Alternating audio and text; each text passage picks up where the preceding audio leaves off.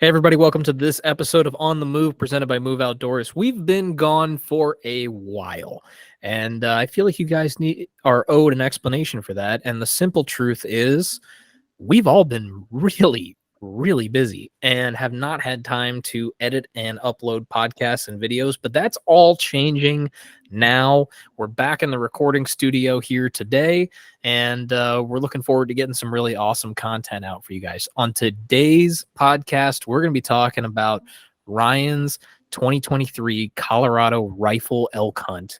And not to give too many spoilers, but it's a good one.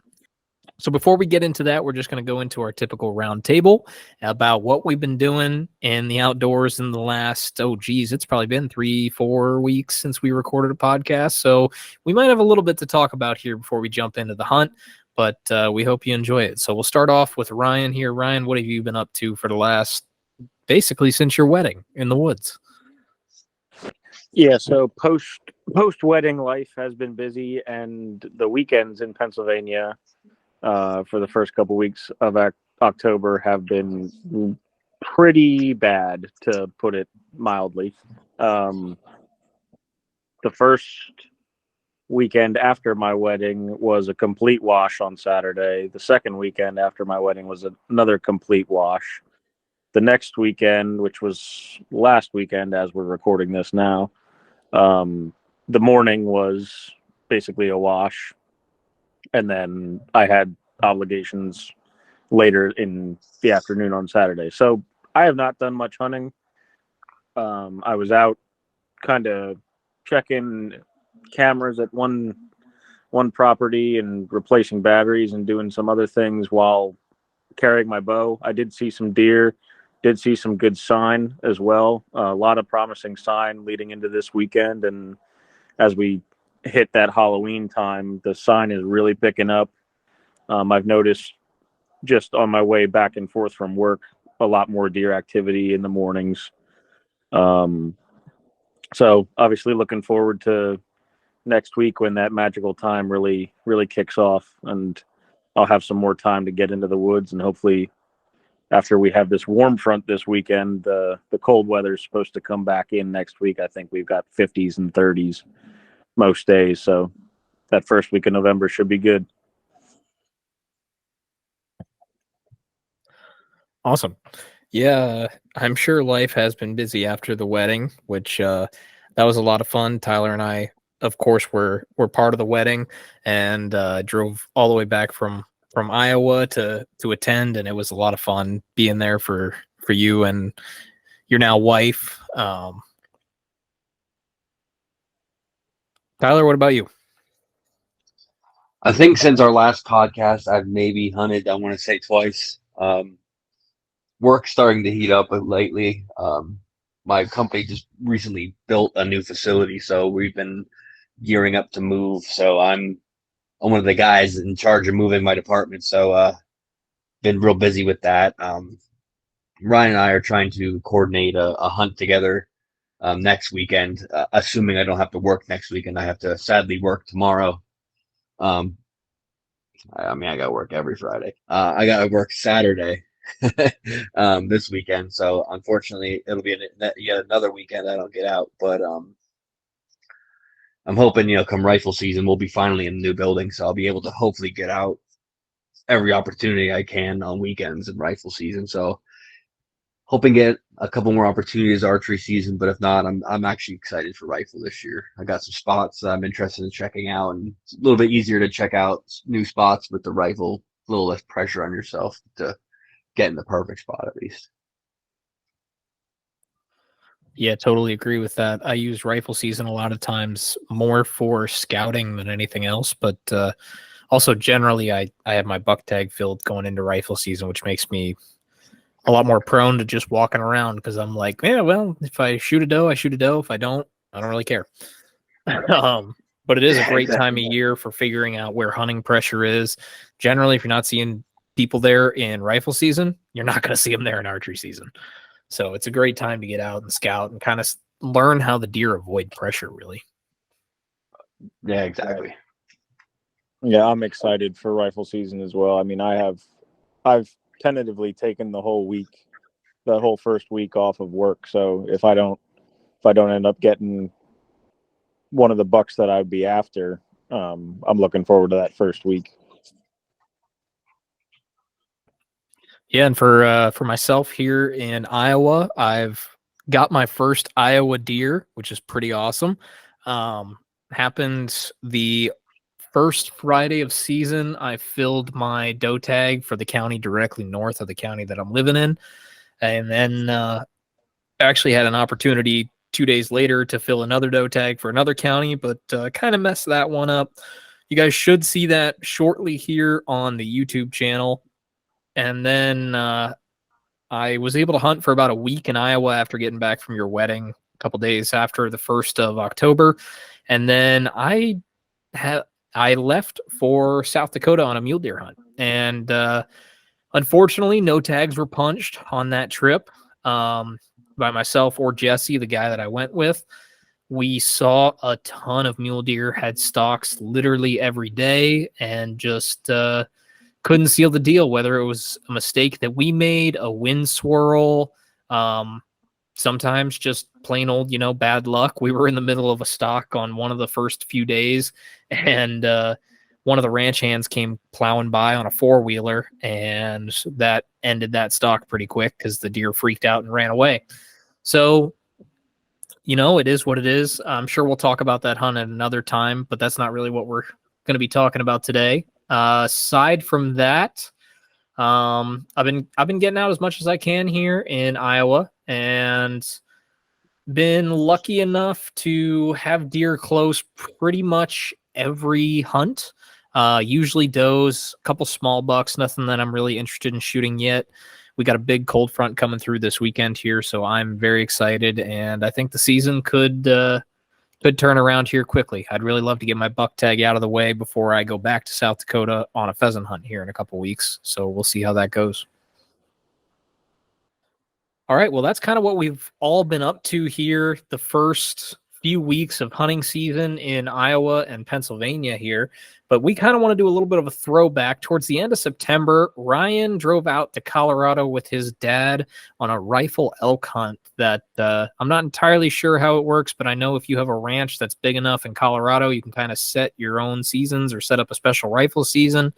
And Ryan was able to take advantage of that with the guide that he went with, and was able to take his rifle during the peak of the elk rut. So I'm sure this is going to be pretty awesome. This is Tyler and I's first time hearing the full story as well. So we hope you guys enjoy. Ryan, why don't you walk us through? Why don't we back it all the way up and start with, how did you find the guide? You can name them or not name them if you want to keep it kind of more private. It's up to you. But how did you go about really finding the guide and narrowing down that this is the person that you wanted to go with? Yeah, so I have no problem sharing the guide service. I mean, they did a phenomenal job. My dad and I both have nothing negative to say about any of our experiences out there. But basically, during the research part, I know, well, my dad and I obviously talked years and years ago saying we want to do an elk hunt before my dad gets too old. He's in his early 60s, so he wanted to get out and do that as soon as we could. So basically, a lot of internet research, a lot of reading reviews. For me, reviews is a huge thing. If the guide service or the website has testimonials, or if it has anything written by returning clients, that's another huge thing. If you have guys that say, "Oh, been hunting here for 10 years," well, that's a good sign that you have, consistently good experiences, consistent good relationships. So that was a big thing for us, and that's kind of how we ended up narrowing it down. So the guide service that we went with was Bull Basin Guides and Outfitters. I believe the closest real town was Kremling, Colorado. It was about 2.5 hours, a little bit northwest of Denver. But my dad and I drove the whole way out. We took our time getting out. We had the weekend to travel, and I had the days off from work. So we took our time getting out there, stayed in hotels. But we got there on Monday around noon, and the hunt was going to start on Tuesday morning. So it was a 5-day hunt, and as Zach mentioned, we were both able to take our rifles. So that program is called the Ranching for Wildlife program, and there's certain criteria. I don't know all of them specifically, but basically it has to do with contiguous acres, has to do with basically the amount of elk on the property. There's different factors that the Colorado, I don't know the name of technically their organization, but the Colorado basically Game Commission considers various factors, and you have to apply for this, and you have to meet certain criteria of like harvest criteria during the years that you're in this program to continue to qualify for it year after year.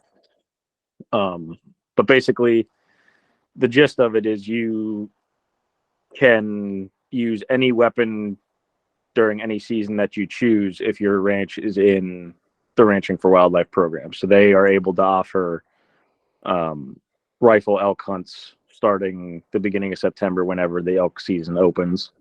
And that being said, you can use the bow. Like I could have used the bow or a muzzle loader or anything I want.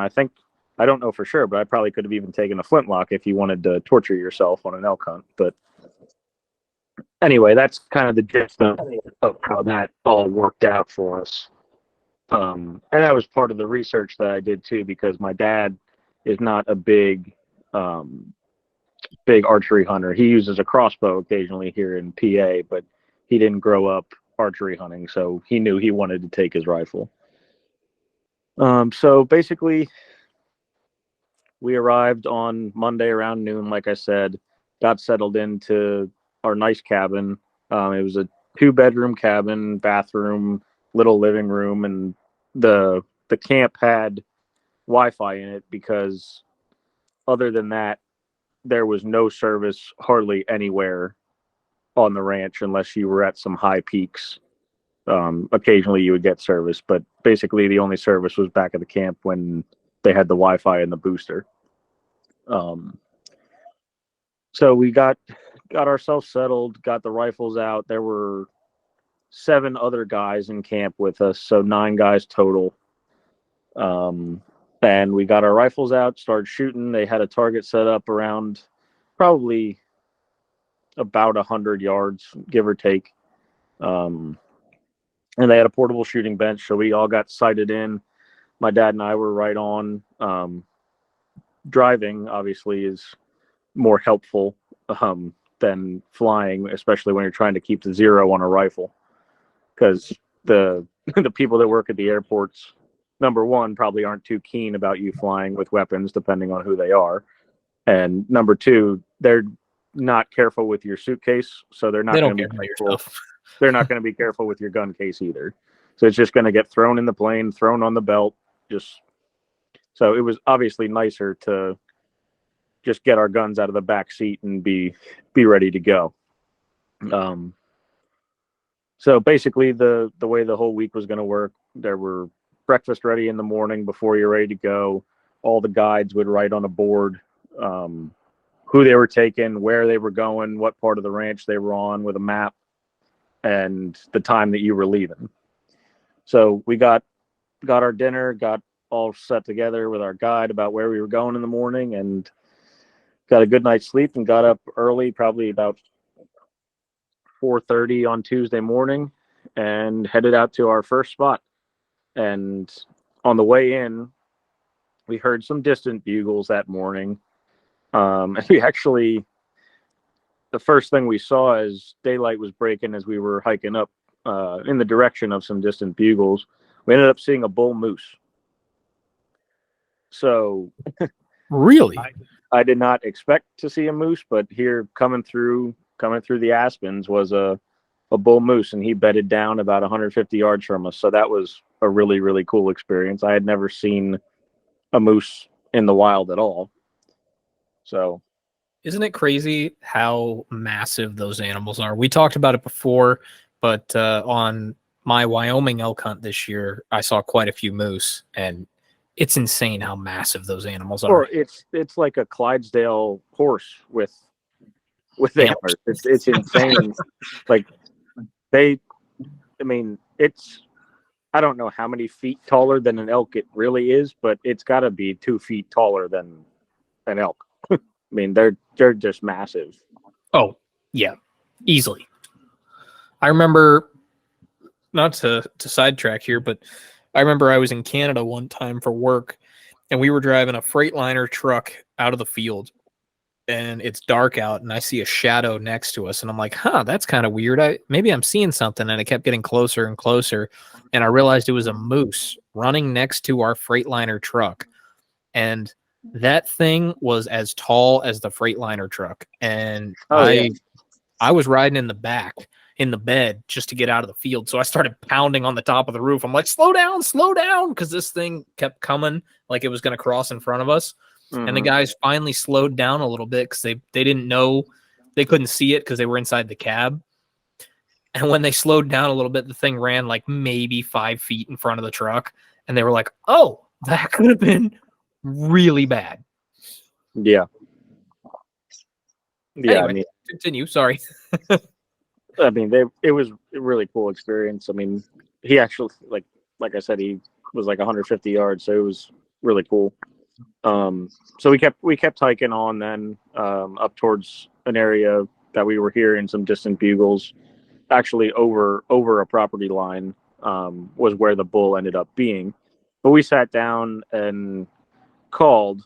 Well, my guide called um, probably for about half an hour. So we were set up like kind of on the edge of an aspen patch. We had maybe 75 to 100 yards of shooting and some a real thick draw with some pines down to my left. And we heard some branches cracking coming through the aspens, couldn't see anything, and then finally caught the glimpse of what they would call a raghorn bull coming in silent. So that was the first elk of the trip. It was a bull. Called him in to about 75 yards. Never really would have had a clean shot, even if we wanted to take him. But he was a 3x3 young raghorn. But obviously, first morning, first bull, heart was pounding. I mean, called him right in. So it was extremely exciting to get an elk that close. I mean, I'd been to Benezet here in Pennsylvania with my camera quite a few times, but when you have a rifle in your hand or a weapon in your hand, it's a whole different feeling than the camera. So rest of the morning, not too eventful. Saw a couple cows and actually got to experience quite a few. I believe they were blue grouse. I think were the ones that were up in the mountain. So we flushed quite a few of those when we were hiking around, which was cool. I mean, they're a big bird. They scare the crap out of you when you're walking through, just like a grouse in Pennsylvania does. But these grouse weigh probably 3 or 4 times what a grouse in Pennsylvania does. So Easily. that was a cool experience too. So went back to camp around maybe 11, 12 o'clock as it started to get pretty warm. Got a lunch, got the game plan for the evening hunt, and headed back out probably around 3:30. I don't remember exactly what shooting light was. I believe it was like 7:41 for the first couple days of our hunt. So we had a good 3.5, 4 hours of hunting in the evening as well. So we headed out to another spot, and basically as we're walking in around 4, we can hear the elk bugling up in the aspens, and can't see them yet, but there's all kinds of bugling going on. 5, 6 bulls just going nuts back and forth. But we set up probably 400 yards, thinking that these elk were going to funnel down through this aspen patch and kind of come out to feed, and then we could pick what bull we wanted to make a move on and then try to call in. And what ended up happening probably was somewhere between 75 and 100 elk ended up coming out of the aspens, not where we expected them to, and worked their way kind of away, not completely away from us, but kind of quartering away from us. And that was going into our wind, which was just going to blow the whole herd out, even at 400 or 500 yards away, which is what they were at that time. I mean, it doesn't take much for one of those lead cows to get your wind and get out of there. So we ended up having to make a move to get up and around these elk as they were coming kind of almost down towards us. So we had to circle around, ended up walking, I don't even know how far, but it felt like forever. We were chasing these elk basically for probably an hour and a half, 2 hours. And every time we would get to 300 yards or so, they would cross an opening, get into the next aspen patch, kind of mill around. And all the time that we're doing this is just crazy rutting activity, bulls fighting, bulls chasing cows, trying to split off groups. The cows all wanted to be together. So it was just a giant blob of 75 elk just running around like crazy. And it was, I mean, never experienced anything like it. Even in Benezet, you don't hear that many bulls going at one time. I mean, it was just insane.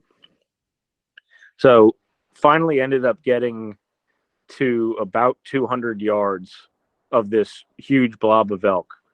And there were, I believe, 3 5x5s in the group, 1 6x6, and 2 6x5s that we were able to blast. And when I say it was a blob of elk, I had multiple bulls in my scope between 200 and 250 yards and could not get a bull in my scope without having another elk in the frame of the scope.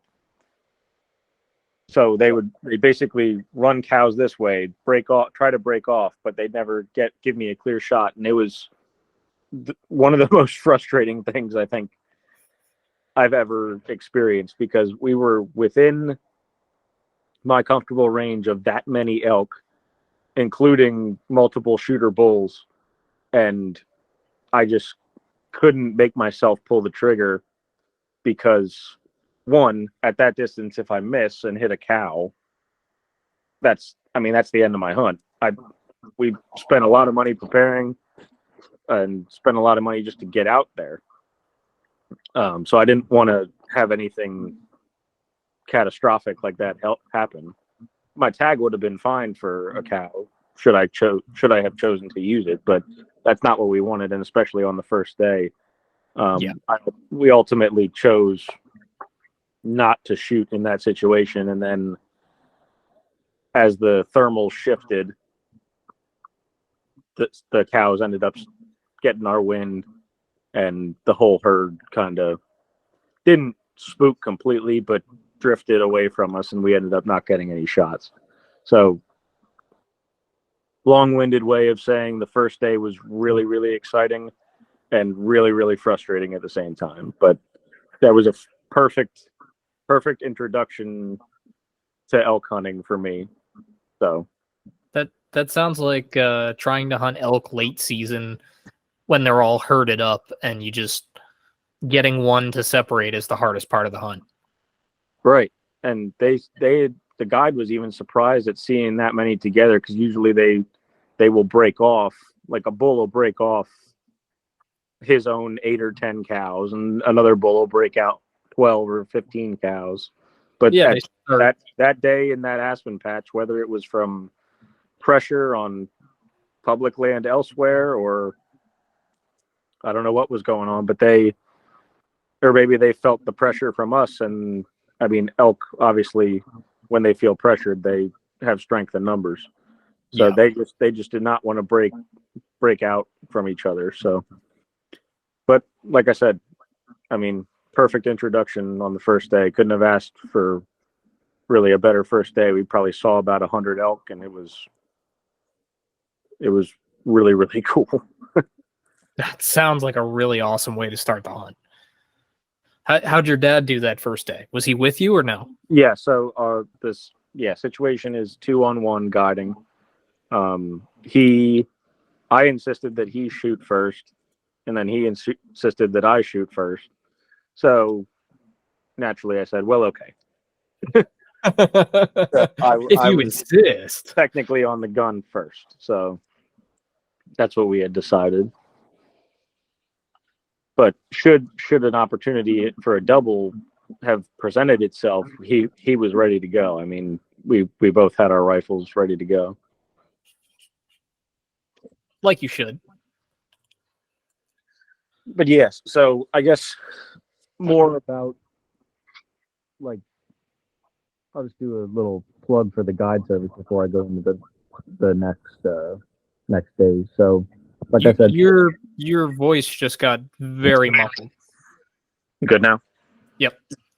All right, so I'll just do like a little plug for our guide service. Like I said, Bull Basin Guides and Outfitters in Colorado. Obviously, we have no affiliation with them. I'm not getting paid to say any of this, but all the guides there got along great. They all worked together. They shared information to try to get every group of hunters onto elk every time they went out. The food was great. Their hot breakfast in the morning or continental breakfast in the morning, hot lunch when you came back in the middle of the day, and a hot dinner. And if you were out late tracking a bull or out late because you were 2 miles from the ATV, then the dinner was kept warm for you or heated up for you when you got back at 9 o'clock. So can't complain about the cooking, the guides. I mean, Dean Billington is the owner and operator of the guide service. First class guy. Had a meeting with him the first day. He went over everything, gave everybody their licenses. Just first class operation. Can't say enough good things about them. We would definitely go back. So we'll probably start saving. It's not cheap, but it was worth every penny in our opinion. So actually, while I'm giving them the plug, 9 out of 9 people on the hunt had opportunities at bulls of 5x5 or larger. That's awesome. 6 of those 9 actually got bulls 5x5 or larger during the week. So, I mean, that success kind of speaks for itself too, from a hunting standpoint. Yeah. But anyway, back into my hunt. So that was only day 1. Wednesday was not as eventful. We did see another bull moose on this different part of the ranch that we went to Wednesday morning. Heard some more distant bugles. That Wednesday morning, we didn't get on any elk. But like I said, heard some, still promising for the afternoon. We set up over this big canyon for the afternoon. Wind that day was whipping pretty good. So we were sitting on this canyon rim, kind of trying to protect ourselves with the rocks. But this canyon runs for probably miles up and down this rim, and it's got ag fields on 2 different ranches. One, the ranch that we had access to, and the other ranch that we didn't. But as soon as probably 5 o'clock hit and that sun started to shift down, you had some shadows down in the canyon. Elk started popping all over the place. Probably saw maybe 50 head of elk in a couple different groups in there. Also saw a black bear, which was cool, and also saw 2 coyotes. But overall, didn't have anything probably within 400 yards. and the wind just wasn't right to get down in the canyon at that point in the day to make a move on any of these elk. So there was a 6x6 in there and a 4x5 that both had their own groups of cows. But like I said, the guy didn't feel like we were in a good situation to make a move and get down in the canyon without blowing the elk out for God knows how long. Because everything that we were told when we're out there, if you blow out a herd of elk, they might go 500 yards and stop, or they might go 5 miles overnight and not come back for 2 weeks.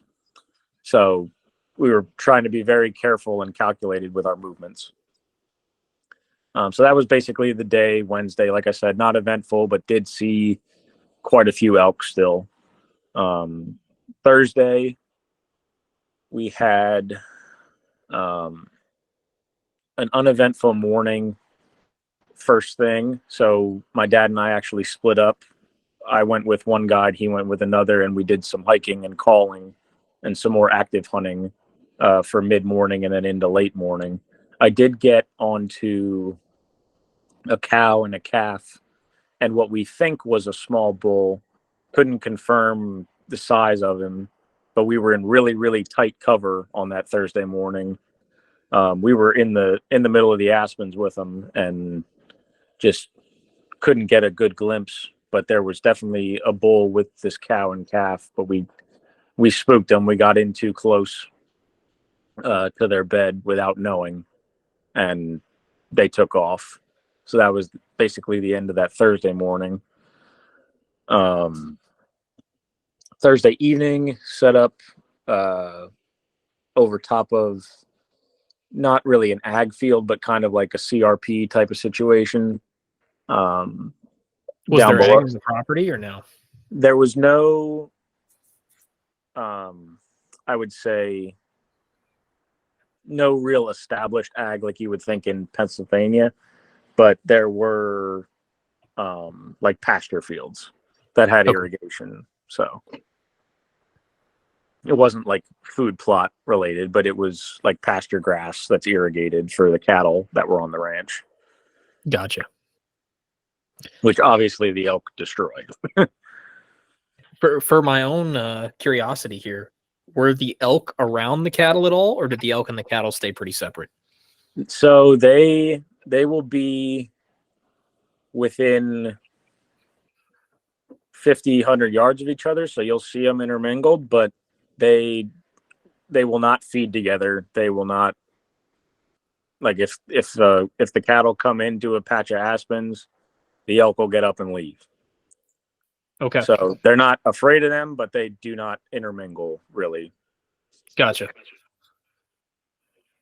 But that, yeah, I mean, we also saw probably 500 head of cattle while we were on the ranch. Apparently the ranch has over 2,000 head of cattle spread out in different areas, which was pretty cool. But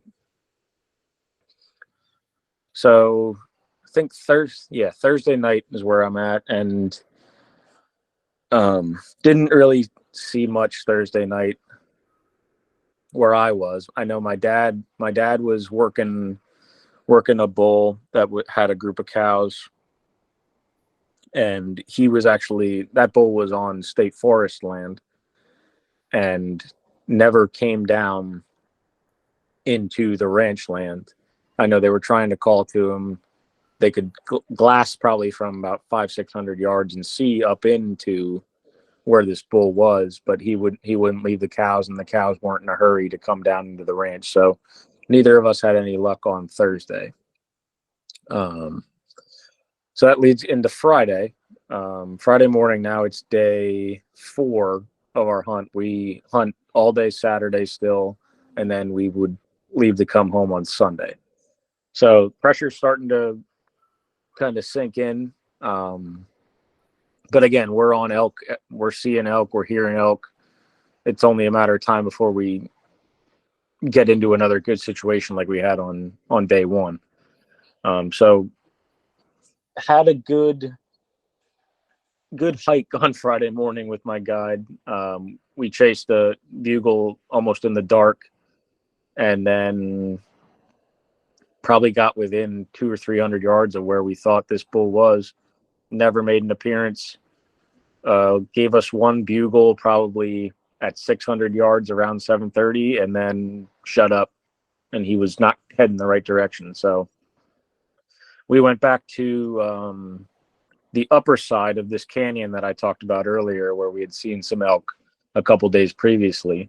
So it was probably about 8 o'clock in the morning when we wrapped up with this other bull, and we headed over to the canyon. And as soon as we got to our glassing point on top of this canyon rim, there were elk popping all over the place, and there was 2 or 3 bulls chasing probably about a dozen cows back and forth between the thick pine and the thick oak brush that was down in this cabinet, down in this canyon.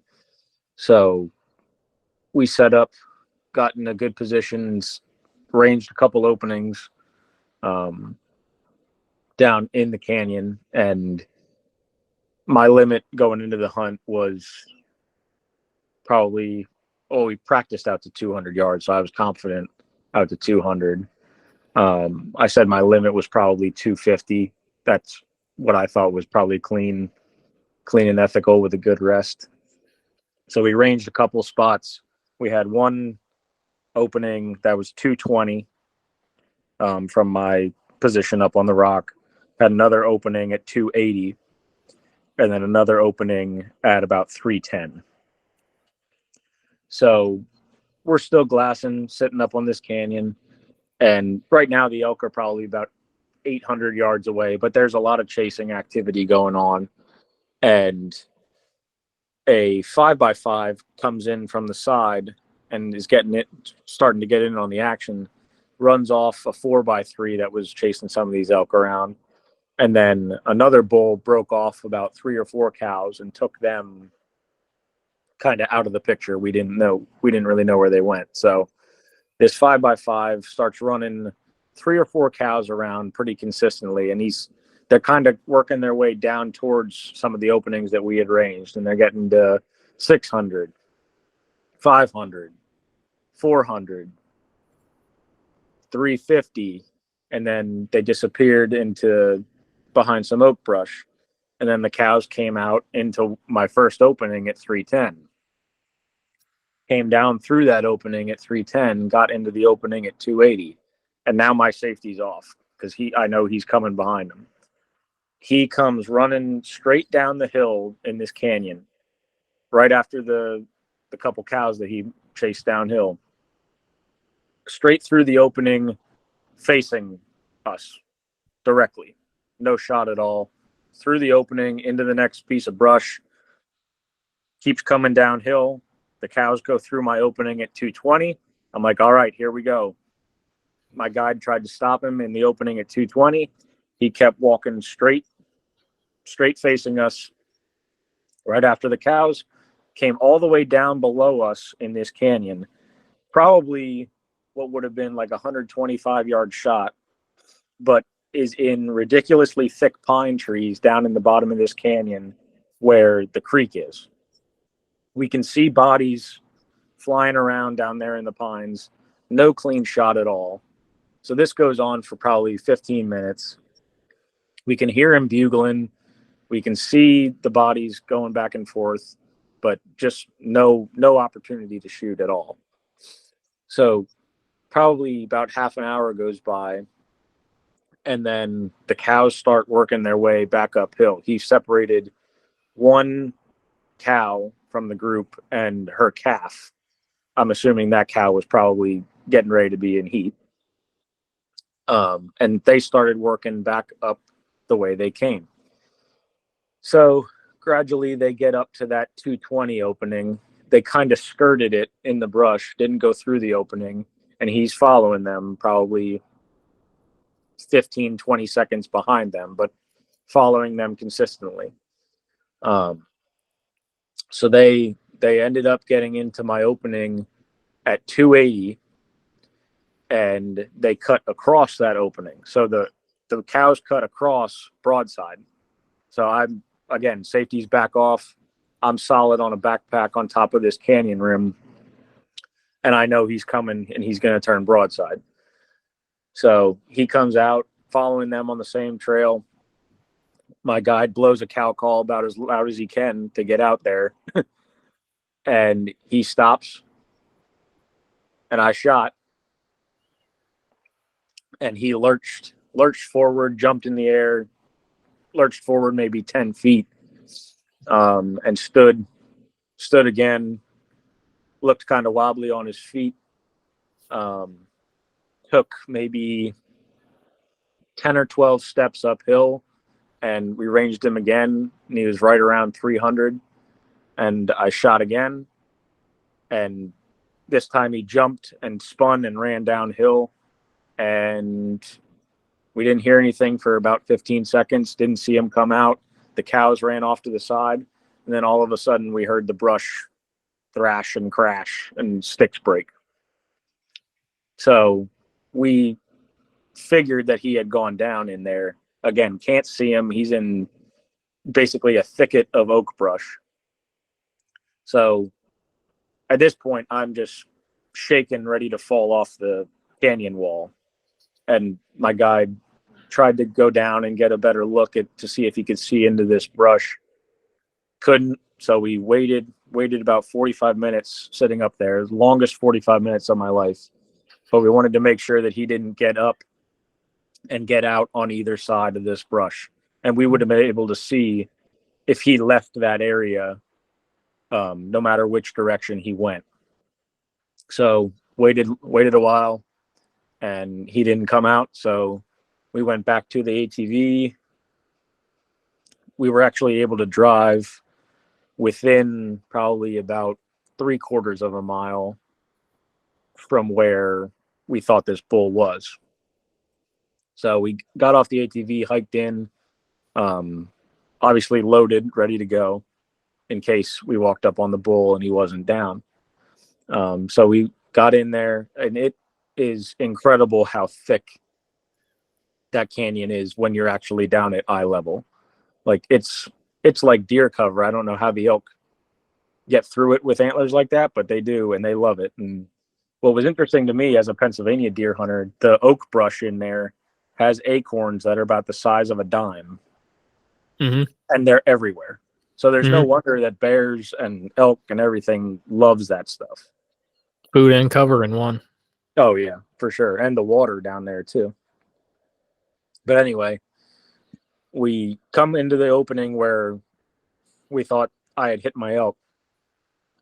And over in this oak brush, to me, looks like this big rock. And here it's actually the hind quarter, the back ham of my bull laying dead underneath the oak brush.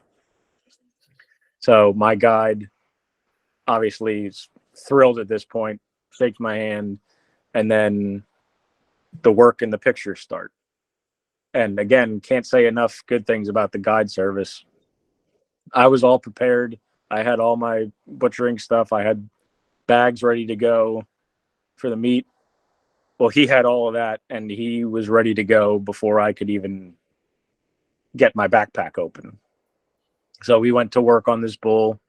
It's a nice 5x5, as you'll see in some of the pictures online and the video when it gets uploaded onto YouTube. And I'm working on that, I promise.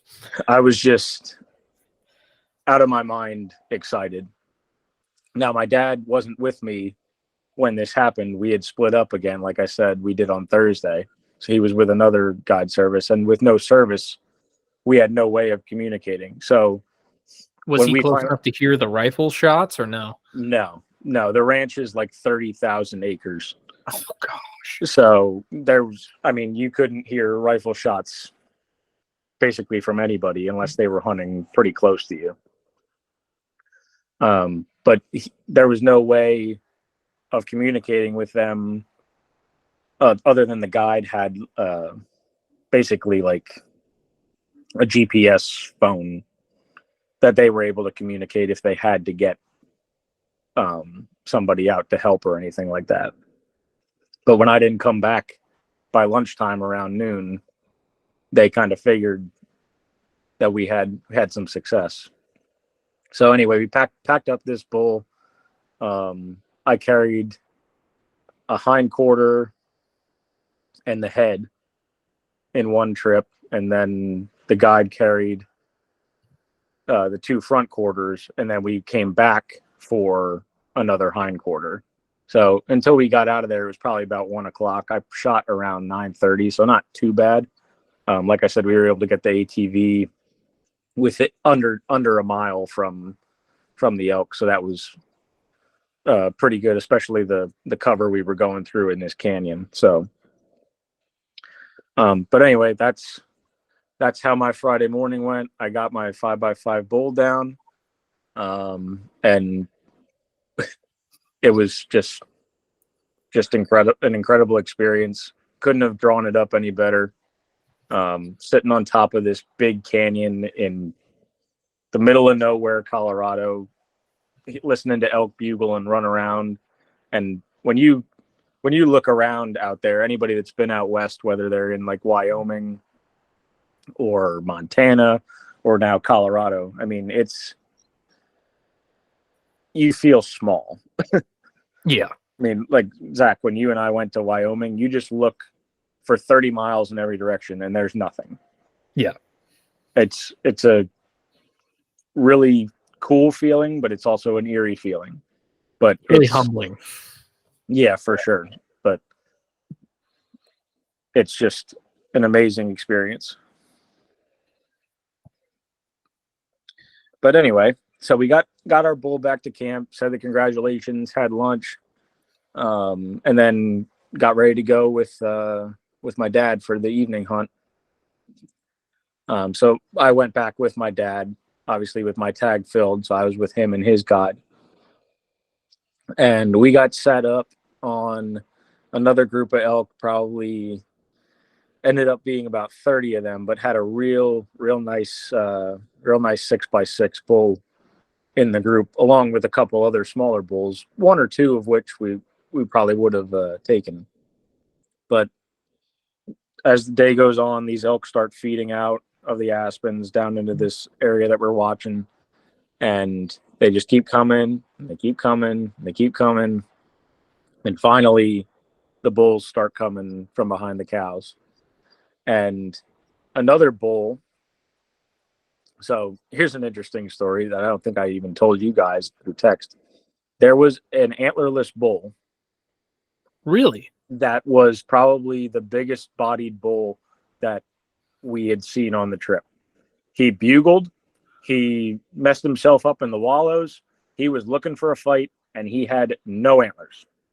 Were they snapped off or just didn't grow? I can't tell if they were snapped off during velvet, but you could see shiny pedicles that might have been an inch or 2 high. And he was massive, and you could tell that he meant business, but he obviously he couldn't fight. So this bull tries to come into the group, and the 6x6 comes running almost at us to come confront this bull, and runs this bull off and comes back and is heading back towards the group of elk that are about 350 yards away, but he ran in to about 250. So he's coming back towards the group of elk, and we're trying to stop him so my dad can get a shot. Finally stopped him probably around 260, somewhere between 260 and 280. And my dad takes a shot, and right over the back, you see the dust fly. So he runs out probably another 20, 30 yards, probably right around 300, is just about coming to a stop. And my dad shot again and hit. So we thought good hit. He kind of buckled and shook and ran uphill towards the herd of elk. And now all hell breaks loose now. I mean, we got 30 or 40 elk running all over the place, running back up into the aspens, but he didn't go with them. So we're waiting here. He's out at 400, 380, 400 yards now, waiting. I mean, basically just looks like he's going to go down any second. He's wobbling, just standing, turning his head. We don't see any blood on him through the scope, through the binoculars, anything, but you can tell that he's hit. And finally, he kind of got his footing under him. He's not hunched up. He doesn't seem like a gut shot, but he got his footing underneath him and started walking in the direction that his cows went. We went up there. We tried to get on him for another shot. Couldn't keep up with him and didn't have any blood.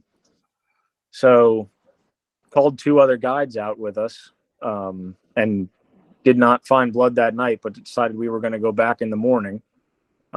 We still had another day of our hunt. So we were going to go back and see if we can find this bull. So we went back in the next morning. My dad did not sleep well. He was sick, obviously, as any of us would be. Yeah, you never sleep well after that. This bull, and I try not to tell him about it to this day, but he knows how big it was, and it was a lot bigger than mine. And mine was nice. But anyway, we went back the next morning, scoured the area to try to find some blood, found a couple drops of blood where he had stood and kind of got his footing. By then it's dry, so it's kind of tough to tell if it's muscle blood or if it's liver blood. Mm-hmm. What we think probably was muscle. And by the time, but it's hard to say because we didn't have much blood. So typically a muscle hit will bleed and then the blood trail will taper out. We didn't have much blood to begin with, but he also didn't act like a gut shot. So the guides were kind of confused about the hit. And I can say I was too, because I've hit whitetail in all spots with a rifle. I mean, it happens. And he did not act like a gut shot, and it didn't bleed like a muscle shot either. So I don't know what happened, but do you think maybe he hit high, like hit it in the backstrap or something? Because that would kind of shake it and might like disorient him for a little bit, especially if the shock wave kind of hit his spinal cord or something. Right. It's possible that sent like a shock through him. He didn't go down. He never went down, but that could have sent like a shock through some nerves or something like that. Because my dad was high with his first shot, which is odd. Because that's why I brought that up.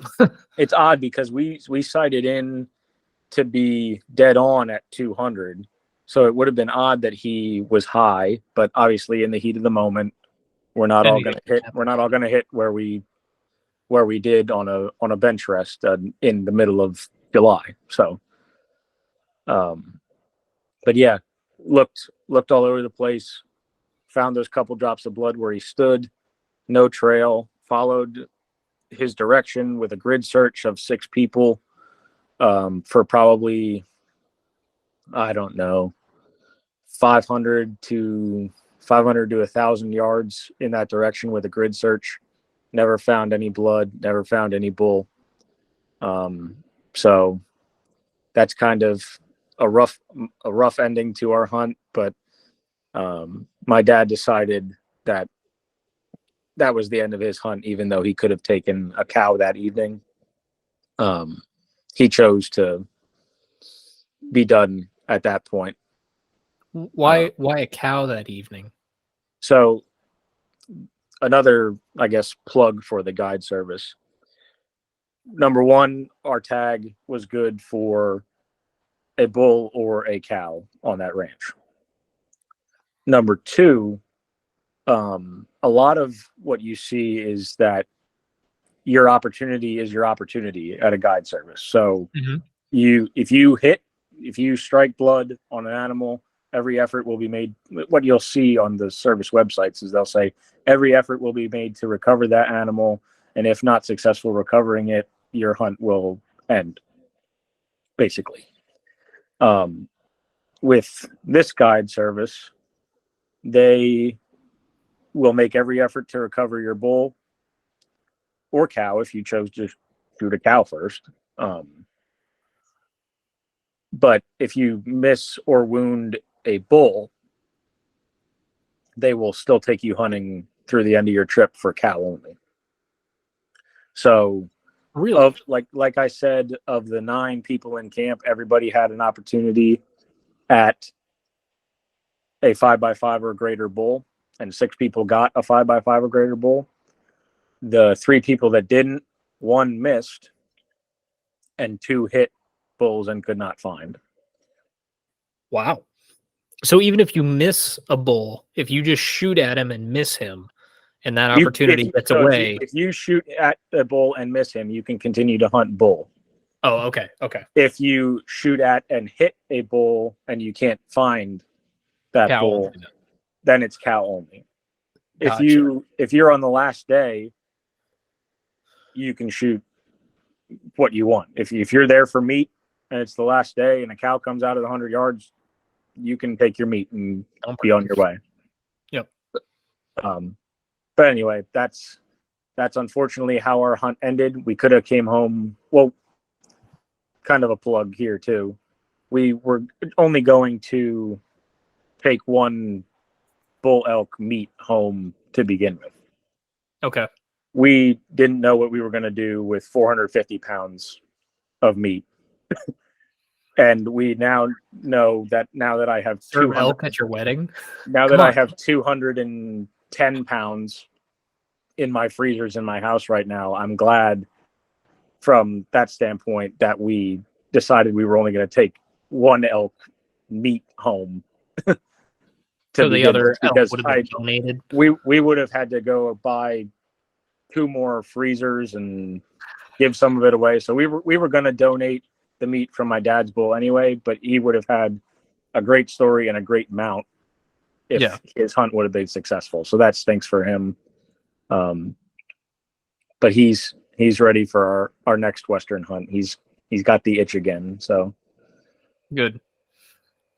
But yeah, that's basically the summary of my trip. We headed out then that Saturday afternoon, kind of to get on the road and get back home because like we've said all summer in our podcast, I was getting married at the end of September. So my future wife wanted me home to get some last minute wedding planning done.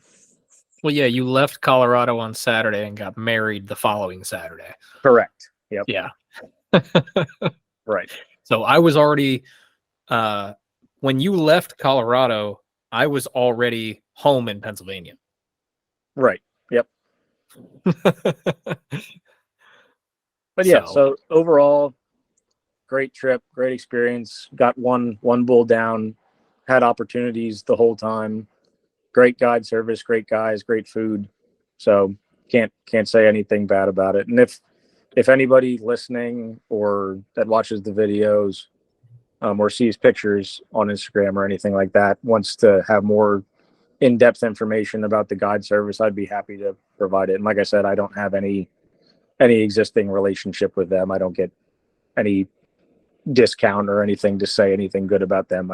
We just had a great experience. So, and hopefully we'll be back. Hopefully we'll be back one day if we save up some more money. Come on, that should have been like the thing you were working on the entire time. Is like, hey, we got this real small time YouTube channel. You should totally give us a free hunt. Hey, they did give me a like Yeti tumbler with their logo on it. Everybody That's actually really cool. That's really cool. I was being tongue in cheek. I wasn't serious about that at all, about the free hunt thing. But no, that's actually really cool that you got a cool little Yeti Rambler with their or tumbler with their logo on it. Yeah, I thought that was a nice little gesture. Yeah. Yeah. It's kind of like the first guide I went to up in Maine. Unfortunately, he's not a guide anymore, but that dude was a really awesome dude, gave us a whole bunch of stuff, cooked us a really awesome dinner. And then the next one that we went to was like, you need to pay me extra to put this stuff that I've been putting on your bear baits all summer to keep putting it on your bear bait. What? Yeah. Yeah. Well, that just comes back to, I guess, I mean, you can always have end up having a bad experience. But the reviews. Yeah. I mean, Yep. if you can even talk to people that have hunted there in the past, call them on the phone.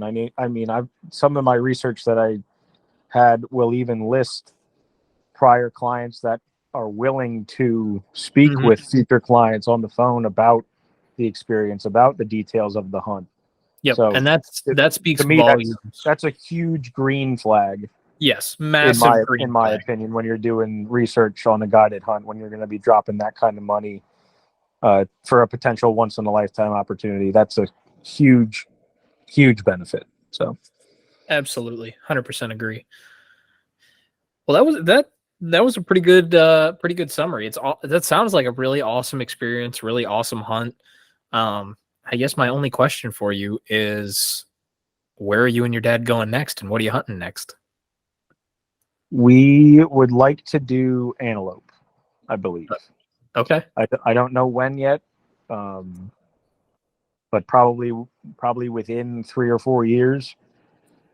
But we'd like to. I think my dad would like to do antelope because it's something different. So we've done a mule deer hunt now. We've done an elk hunt. But I think he would like to do an antelope. So we'll start narrowing that down and start doing some research on that. I think you do owe him first shot though, because I know you shot first for your mule deer, and then he was going to give you first shot on the elk. So I think it's about time you give him first shot. I tried on the elk hunt, but we ended up being separate anyway, so it wouldn't. Well, yeah, it didn't actually end up mattering at the end there, but yeah. No, that's awesome. Sounds like a good time, and sounds like you guys got some plans for the future, which is pretty awesome. I'm really excited for my dad to come out here. I just had a phone call with my mom earlier today. They're going to be out here next Friday. Gonna hang out for the weekend, and then me and my dad head up to South Dakota for pheasants, off a hunt auction that I had won back in, what was that, February maybe? March, somewhere around there. Actually, that might have been April. No, it wasn't. It was beginning of April. It was beginning of April or end of March, because it was right before I moved out to Iowa. But we won a hunt auction through the National Wild Turkey Federation, a pheasant hunt. So that we're excited for that. It's a 3-day hunt. We can shoot 5 pheasants a day each, so should be a good time. All of our meals are taken care of. Sounds great. Yeah, I'm excited. I'm really excited for it. Now that's are they providing dogs? They're providing dogs. So I'm not taking Winnie. Pheasant season opens here in Iowa on Saturday. And I'm trying to decide if Winnie and I are going out. I don't know. This time of year, if I don't have my buck out of the way, I have a very difficult time dedicating myself to hunting pheasants when I still have a buck tag, and I really want that Iowa buck tag filled. So I'm kind of torn on whether or not I'm actually going to go pheasant hunting this weekend, but I do know we're going to be doing some pheasant hunting here in the short future, and I'm hoping, like I said, I can get my buck out of the way as soon as possible. We can start doing some pheasant hunting, and I'm really excited to do pheasant hunting once the snow flies. Love late season pheasant hunting. As you're well aware of, most of my pheasant hunting back in Pennsylvania is in the late season. So, right. Yeah. And I plan on waiting till late season to do any serious rabbit hunting. I'm still doing training, and basically practice runs. Yep. With my dog right now, but yeah, we will probably do some real rabbit hunting after Christmas. Yeah. That makes sense. But that'll be a good time. I'll be home after Christmas, so right. Spoiler for the listeners: all 3 of us are going to get together and do some flintlock drives. So that'll be awesome. You might do flintlock drives, followed by pheasant hunting, followed by rabbit hunting, followed by more flintlock drives. That sounds like an awesome day. How frisky we're feeling. That sounds like an awesome day. I've got a couple spots in mind for late season, but that's pretty well what we wanted to cover today, guys. I know it's getting pretty late there on the East Coast, and it's getting pretty late here, just about bedtime for myself. So we hope the listeners have enjoyed today's podcast. Again, sorry for the delay. It's been like a month and a half since we've uploaded a podcast, but I promise that's not going to happen again. And we're back. We're going to be uploading on a weekly basis. So we have Ryan's elk hunt today. The next 2 weeks are going to be my and Derek's elk hunt recap. That ended up being about a 3-hour podcast. So I'm going to split it in half and do a part 1 and a part 2. And then we also have a few others recorded that we're just hanging on to and waiting to upload. So thank you guys so much for listening. And until next time, you're on the move with Move Outdoors.